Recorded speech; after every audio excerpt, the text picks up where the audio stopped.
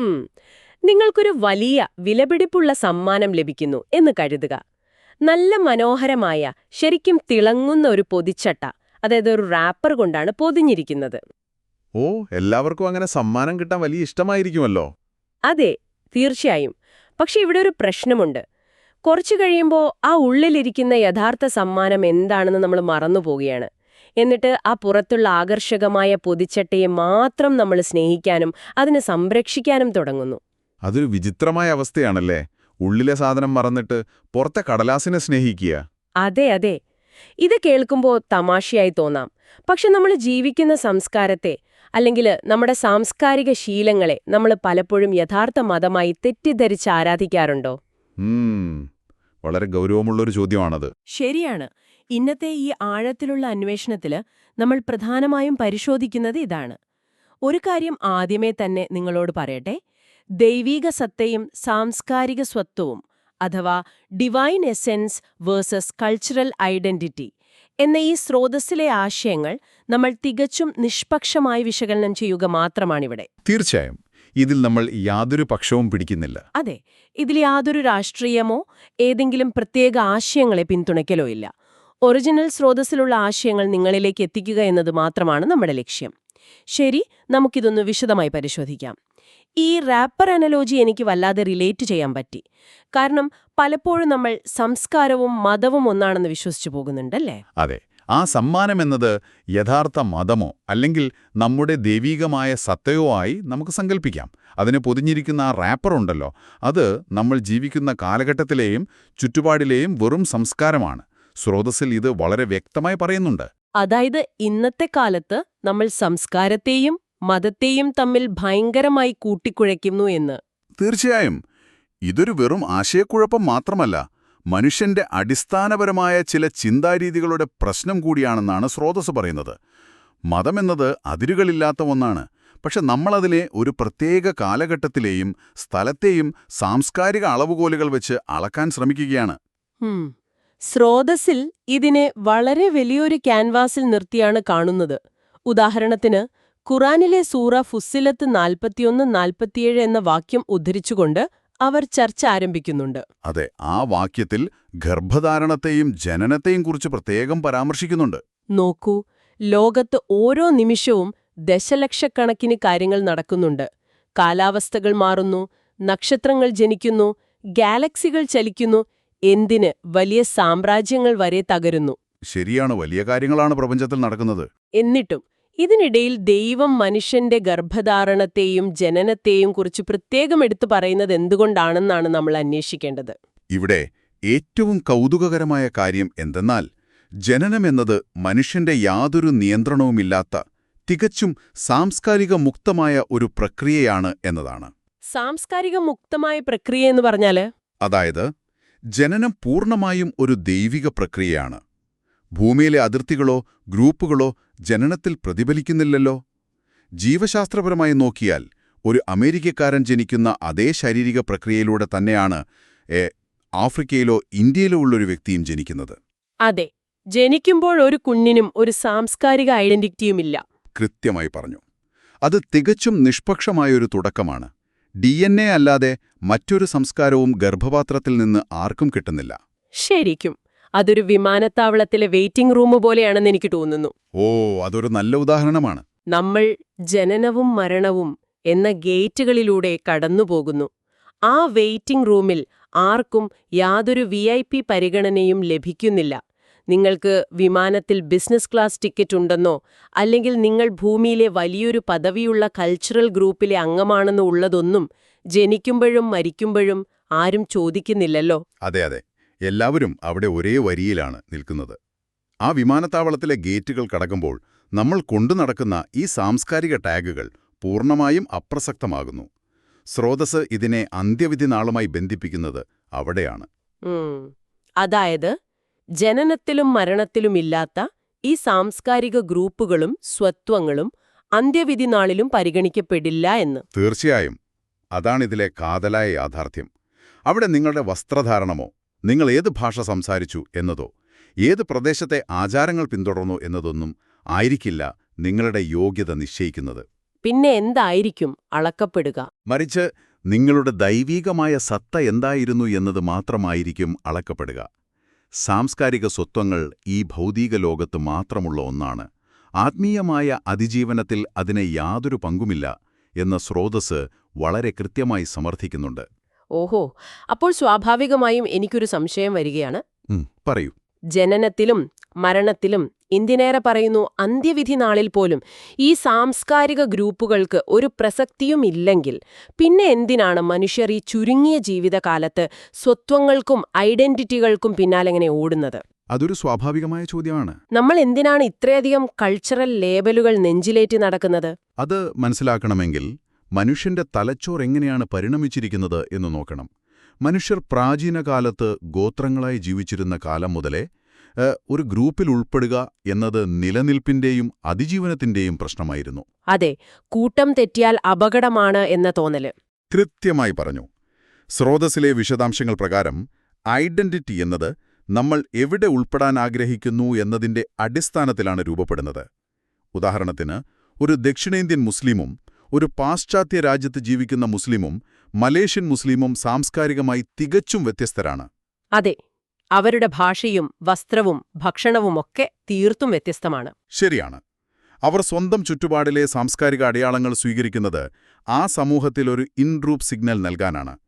അതായത്, ഞാൻ നിങ്ങളിൽ ഒരാളാണ്, എനിക്ക് നിങ്ങളെ വിശ്വസിക്കാം, നിങ്ങൾക്കെന്നെ വിശ്വസിക്കാം എന്നൊരു അദൃശ്യമായ സാമൂഹിക കരാറാണത്. ഓ, അതായത് ഈ ലോകത്ത് ജീവിച്ചു പോകാനുള്ള വെറുമൊരു ടൂൾ മാത്രമാണ് നമ്മൾ കാണിക്കുന്ന ഈ സാംസ്കാരിക ഐഡന്റിറ്റികൾ.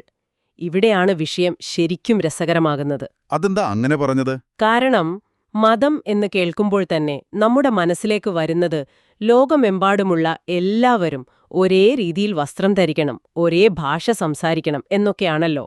അതേ, പലരുടെയും ധാരണ അങ്ങനെയാണ്. എന്നാൽ ചരിത്രത്തിൽ പ്രവാചകന്മാരുടെ ജീവിതം നോക്കുമ്പോൾ ഇത് അങ്ങനെയല്ല എന്ന് സ്രോതസ്സു പറയുന്നുണ്ട്. പ്രവാചകൻ മുഹമ്മദ് നബി തന്റെ മുൻഗാമിയായ അബ്രഹാം പ്രവാചകനെപ്പോലെ വസ്ത്രം ധരിക്കുകയോ അല്ലെങ്കിൽ മോശ പ്രവാചകനെപ്പോലെ എപ്പോഴും ഒരു വടി പിടിക്കുകയോ ചെയ്തില്ല എന്ന് അതിൽ കൃത്യമായി പറയുന്നുണ്ടല്ലോ. ശരിയാണ്, അദ്ദേഹം അങ്ങനെയൊന്നും ചെയ്തില്ല. പകരം സ്വന്തം പ്രാദേശിക സംസ്കാരമാണ് അദ്ദേഹം പിന്തുടർന്നത്. തീർച്ചയായും. എന്തുകൊണ്ടാണ് പ്രവാചകൻ അങ്ങനെ ചെയ്തതെന്ന് ചിന്തിക്കുന്നത് വലിയൊരു അറിവാണ് നമുക്ക് നൽകുന്നത്. അറേബ്യൻ ഉപദ്വീപിലെ ഭൂമിശാസ്ത്രവും അവിടുത്തെ കാലാവസ്ഥയുമാണ് ആ വസ്ത്രധാരണാ രീതികളെ അന്ന് തീരുമാനിച്ചത്. ചൂട് കാലാവസ്ഥയായിരിക്കും അല്ലേ പ്രധാന കാരണം? അതെ, ചുട്ടുപൊള്ളുന്ന മരുഭൂമിയിലെ ചൂടിൽ നിന്നും ഇടയ്ക്കിടെ ഉണ്ടാകുന്ന മണൽക്കാറ്റിൽ നിന്നും രക്ഷ നേടാൻ അവർക്ക് പ്രത്യേക രീതിയിലുള്ള അയഞ്ഞ വസ്ത്രങ്ങൾ ആവശ്യമായിരുന്നു. അതൊരു ദൈവശാസ്ത്രപരമായ തീരുമാനമായിരുന്നില്ല. ഓഹോ, അപ്പോൾ അത് മതപരമായൊരു നിഷ്കർഷായിരുന്നില്ല എന്നാണോ? അല്ലേയല്ല, അത് പൂർണ്ണമായും ഫങ്ഷണലായ ഒരു പ്രാദേശിക അതിജീവന തന്ത്രമായിരുന്നു. അദ്ദേഹം ജനിച്ചു വളർന്നത് അറബ് സംസ്കാരത്തിലാണ്. അതിനാൽ ആ നാട്ടിലെ ജനങ്ങൾ എങ്ങനെ ജീവിച്ചോ അതുപോലെ അദ്ദേഹവും ജീവിച്ചു. പക്ഷേ നമ്മളൊന്ന് ചിന്തിച്ചു നോക്കിയാൽ ഇന്നത്തെ കാലത്ത് ഇതിൽ വലിയൊരു വൈരുദ്ധ്യം നമ്മൾ കാണുന്നുണ്ടല്ലോ. ഏത് തരത്തിലുള്ള വൈരുദ്ധ്യം? ഇന്ന് ലോകമെമ്പാടുമുന്ന ആളുകള്, അത് ഏഷ്യയിലോ യൂറോപ്പിലോ ആഫ്രിക്കയിലോ ആകട്ടെ, അവർ അറേബ്യൻ സംസ്കാരം അനുകരിക്കാനും അറബികളെപ്പോലെ വസ്ത്രം ധരിക്കാനുമൊക്കെ ശ്രമിക്കുന്നു. അതിനെ മതപരമായൊരു ബാധ്യതയായി അല്ലെങ്കിൽ സ്വർഗത്തിലേക്കുള്ളൊരു ടിക്കറ്റായി അവർ തെറ്റിദ്ധരിക്കുന്നു. അതെ, അവിടെയാണ് സ്രോതസ്സ് ആ വലിയ വിരോധാഭാസം ചൂണ്ടിക്കാണിക്കുന്നത്.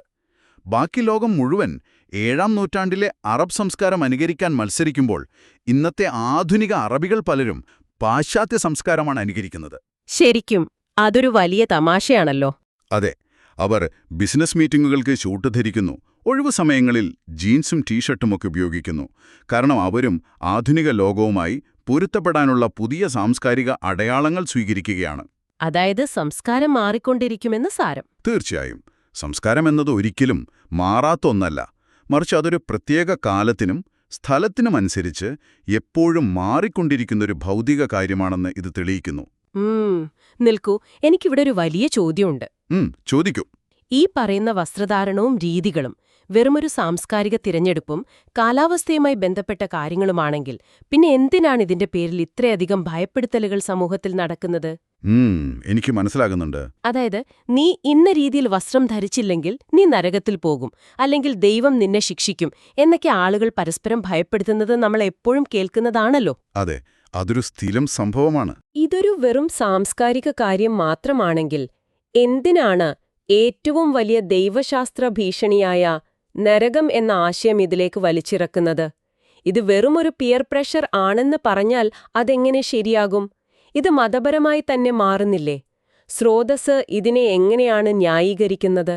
ആ ഭയപ്പെടുത്തൽ കേൾക്കുമ്പോൾ അത് മതമാണെന്ന് നമുക്ക് സ്വാഭാവികമായും തോന്നും.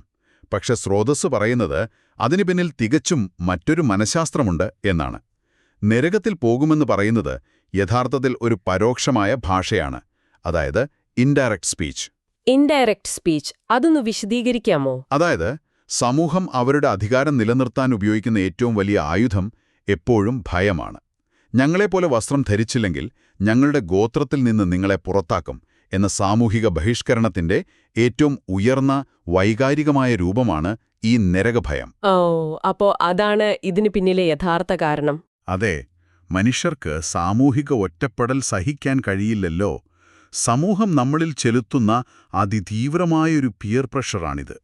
അല്ലാതെ അവിടെ ദൈവശാസ്ത്രപരമായ അടിസ്ഥാനമൊന്നുമില്ല. നിങ്ങളുടെ വസ്ത്രത്തിന്റെ നീളമോ നിറമോ നോക്കിയല്ല സ്വർഗവും നരകവും തീരുമാനിക്കപ്പെടുന്നത് എന്ന് സ്രോതസ് വ്യക്തമാക്കുന്നുണ്ട്. അപ്പോൾ ഒരു സാംസ്കാരിക ഗ്രൂപ്പ് നമ്മളുടെ മേൽ ഇത്തരം കാര്യങ്ങൾ അടിച്ചേൽപ്പിക്കുമ്പോൾ, അതായത് അവരുടെ ഇഷ്ടത്തിലുള്ള ഭാഷയോ വസ്ത്രമോ ചിട്ടകളോ ഒക്കെ നിർബന്ധപൂർവം നമ്മളിൽ അടിച്ചേൽപ്പിക്കാൻ ശ്രമിക്കുമ്പോൾ നമ്മൾ എങ്ങനെയാണ് പ്രതികരിക്കേണ്ടത്? വലിയൊരു ചോദ്യമാണത്. ഇതിനെതിരെ സമരം ചെയ്യണോ അതോ ആ പിയർ പ്രഷറിന് വഴങ്ങണോ? സ്രോതസിൽ സൂറ അൽ മുംതഹന 60:8 ഉദ്ധരിച്ചുകൊണ്ട് ഇതിനൊരു കൃത്യമായ അതിർവരമ്പ് വരയ്ക്കുന്നുണ്ട്. ഒരു വ്യക്തി എപ്പോഴാണ് പ്രതികരിക്കേണ്ടത് അല്ലെങ്കിൽ ചെറുത്തു നിൽക്കേണ്ടത് എന്ന് അതിൽ പറയുന്നുണ്ട്. എന്താണ് ആ അതിർവരമ്പ്? നിങ്ങളുടെ ആഴത്തിലുള്ള വിശ്വാസത്തിന്റെ പേരിൽ ആരെങ്കിലും നിങ്ങളെ ശാരീരികമായി ആക്രമിക്കുകയോ അല്ലെങ്കിൽ നിങ്ങളുടെ സ്വന്തം വീടുകളിൽ നിന്ന് നിങ്ങളെ ബലമായി പുറത്താക്കുകയോ ചെയ്താൽ മാത്രമേ നിങ്ങൾ ശക്തമായി പ്രതികരിക്കേണ്ടതുള്ളൂ. കാരണം അവിടെ നിങ്ങളുടെ നിലനിൽപ്പിനും നിങ്ങളുടെ ദൈവിക സത്യയ്ക്കുമാണ് ഭീഷണി വരുന്നത്. ഓഹോ, അപ്പോ വെറുമൊരു സാംസ്കാരിക അടിച്ചേൽപ്പിക്കലിന്റെ പേരിൽ നമ്മൾ വലിയ പ്രതികരണങ്ങൾക്ക് പോകേണ്ടതില്ല എന്നാണോ പറയുന്നത്? അതെ, അങ്ങനെയാണ്. അതെന്തുകൊണ്ടാണ് അങ്ങനെ പറയുന്നത്? അതും ഒരുതരം അടിച്ചേൽപ്പിക്കലല്ലേ? ഇതിനെ കൂടുതൽ വിശാലമായ ഒരു തലവുമായി ബന്ധിപ്പിക്കുകയാണെങ്കിൽ, സംസ്കാരമെന്നത് ഈ ലോകത്ത് ജീവിക്കാനും അതിജീവിക്കാനും വേണ്ട ഒരു ഉപകരണം മാത്രമാണ്, ഒരു ടൂൾ. ഒരു ഉപകരണം മാത്രം? അതെ, അതിനെ നമ്മൾ പണമോ അല്ലെങ്കിൽ ഇന്നത്തെ കാലത്തെ ബിറ്റ്കോയിനോ വീടോ കാറോ പോലെയുള്ള ഭൗതിക കാര്യങ്ങളായി മാത്രം കണ്ടാൽ മതി. നമ്മുടെ സാമ്പത്തിക ഇടപാടുകൾക്ക് പണം എങ്ങനെ സഹായിക്കുന്നുവോ അതുപോലെ മനുഷ്യർക്കിടയിൽ സുഗമമായി ഇടപഴകാൻ സംസ്കാരം നമ്മളെ സഹായിക്കുന്നു. ശരിയാണ്. അത് നമ്മൾ പോകുന്ന ഇടങ്ങൾക്കനുസരിച്ച് നമ്മൾ മാറ്റിക്കൊണ്ടിരിക്കും. അതൊരിക്കലും നമ്മുടെ ആത്മീയ രക്ഷയ്ക്കുള്ള മാർഗമല്ല. ഉപകരണം എന്ന പോയിന്റ് എനിക്ക് വളരെ റിലേറ്റ് ചെയ്യാൻ പറ്റി. കാരണം കാലം കഴിയുന്തോറും ചില പദങ്ങളുടെ അർത്ഥം തന്നെ വലിയ രീതിയിൽ മാറിപ്പോകുന്നുണ്ട്. ഉദാഹരണത്തിന് മുസ്ലിം എന്ന വാക്ക്, അതൊരു തികച്ചും മതപരമായ പദമായിരുന്നല്ലോ. എന്നാൽ ഇന്ന് അതൊരു സാംസ്കാരിക സ്വത്തുമായി മാറിയിരിക്കുന്നു എന്ന് സ്രോതസ്സിൽ പറയുന്നുണ്ട്. പഞ്ചാബി അല്ലെങ്കിൽ ഇറ്റാലിയൻ എന്നൊക്കെ പറയുന്നത് പോലെയുള്ള വെറുമൊരു വംശീയ അല്ലെങ്കിൽ സാംസ്കാരിക ടാഗായി അത് മാറി. അതെ, ഇന്നത്തെ കാലത്ത് അങ്ങനെ സംഭവിച്ചിട്ടുണ്ട്. നോക്കൂ, ദൈവത്തിൽ വിശ്വസിക്കാത്തവരും യാതൊരു പ്രാർത്ഥനകളുമില്ലാത്തവരുമായ ആളുകൾ വരെ ഇന്ന് ഇന്ത്യൻ അല്ലെങ്കിൽ പാകിസ്ഥാനി സംസ്കാരം എന്നൊക്കെ പറയുന്നത് പോലെ മുസ്ലിം എന്ന കൾച്ചറൽ ഐഡന്റിറ്റി അഭിമാനത്തോടെ കൊണ്ട് നടക്കുന്നുണ്ട്. ശരിയാണ്, അതൊരു കൾച്ചറൽ ലേബലായി മാറി. അവർ അവിടെ അർത്ഥമാക്കുന്നത് ആ പ്രത്യേക ഭക്ഷണ രീതികൾ, വിവാഹ ആഘോഷങ്ങൾ, സംഗീതം എന്നിവയൊക്കെയാണ്. അവിടെ മതമല്ല, വെറും സംസ്കാരമാണ് മുൻനിൽക്കുന്നത്. കൃത്യമായി പറഞ്ഞാൽ മതം എന്ന വലിയ സത്തയിൽ നിന്ന് അതൊരു വെറും സാംസ്കാരിക ലേബലായി ചുരുങ്ങി. ഈ ഐഡന്റിറ്റി പ്രതിസന്ധിയുടെ മറ്റൊരു വശം കൂടിയുണ്ട്. സ്രോതസ് മുന്നോട്ട് വയ്ക്കുന്ന വളരെ കൗതുകകരമായൊരു സൈദ്ധാന്തിക സാധ്യതയാണത്. എന്താണത്? ഒരാൾക്ക് ഖുർആൻ പഠിച്ച് ദൈവത്തിലും പ്രവാചകനിലും പൂർണ്ണമായി വിശ്വസിച്ച് എന്നാൽ ഒരു പൂർണ്ണ ക്രിസ്ത്യൻ സമൂഹത്തിനിടയിൽ ജീവിക്കാൻ കഴിയും എന്നതാണ് ആശയം. പക്ഷേ അത് പ്രായോഗികമായി എത്രത്തോളം സാധ്യമാണ്? എന്തുകൊണ്ടാണങ്ങനെ ചോദിച്ചത്? ഒന്ന് ആലോചിച്ചു നോക്കൂ. ഒരു സാധാരണ ചൊവ്വാഴ്ച രാവിലെ അയാൾ എഴുന്നേൽക്കുന്നു. ആ ക്രിസ്ത്യൻ സമൂഹത്തിലെ ആളുകൾ ഇടുന്നതുപോലെയുള്ള വസ്ത്രങ്ങൾ ധരിക്കുന്നു, അവരുടെ ഭാഷ സംസാരിക്കുന്നു, അവരുടെ കൂടെ ജോലിക്ക് പോകുന്നു. അയാൾക്കു ചുറ്റുമുള്ള എല്ലാ സാംസ്കാരിക അടയാളങ്ങളും ആ രീതിയിലുള്ളതാണ്. അതെ, പുറമെ കാണുന്നതെല്ലാം അങ്ങനെയായിരിക്കും. പക്ഷേ അയാളുടെ ഉള്ളിലെ വിശ്വാസം മറ്റൊന്നാണ്. മനുഷ്യർ എപ്പോഴും തങ്ങളുടെ ഉള്ളിലെ വിശ്വാസത്തെ പുറമേയുള്ള സാംസ്കാരിക അടയാളങ്ങളുമായി യോജിപ്പിക്കാൻ ആഗ്രഹിക്കുന്നവരല്ലേ? അങ്ങനെയല്ലാതെ ജീവിക്കുന്നത് അയാൾക്കുള്ളിലെ വലിയൊരു സംഘർഷം, അതായത് വലിയൊരു ഫ്രിക്ഷൻ ഉണ്ടാക്കില്ലേ? തീർച്ചയായും വലിയ സംഘർഷമുണ്ടാകും. കാരണം നമ്മുടെ ഉള്ളിലെ വിശ്വാസവും പുറമേയുള്ള സാമൂഹിക ഇടപെടലും ഒന്നായിരിക്കണം എന്ന് മനുഷ്യന്റെ തലച്ചോർ എപ്പോഴും ആഗ്രഹിക്കുന്നുണ്ട്. ഒരു ഗ്രൂപ്പിൽ നിന്ന് വ്യത്യസ്തനായി നിൽക്കാൻ മനുഷ്യർക്ക് ഭയമാണ്. അതെ, അത് സ്വാഭാവികമായ ഭയമാണ്. എന്നാൽ തിയററ്റിക്കലി സ്രോതസ്സ് പറയുന്നത് അയാൾ ആ ക്രിസ്ത്യൻ ചുറ്റുപാടിൽ ജീവിച്ചാലും അയാളുടെ ഉള്ളിലെ ദൈവിക സത്തയ്ക്ക് യാതൊരു കോട്ടവും തട്ടുന്നില്ല എന്നാണ്. അയാൾ അവിടെയുള്ള വസ്ത്രം ധരിക്കുന്നതോ ഭാഷ സംസാരിക്കുന്നതോ അയാളുടെ ആത്മീയതയെ ബാധിക്കുന്നില്ല. അതായത് ഉള്ളിലെ വിശ്വാസമാണ് പ്രധാനം. അതെ, മതവും സംസ്കാരവും രണ്ടാണെന്ന് മനസ്സിലാക്കാൻ ഇതിലും മികച്ചൊരുദാഹരണമില്ല.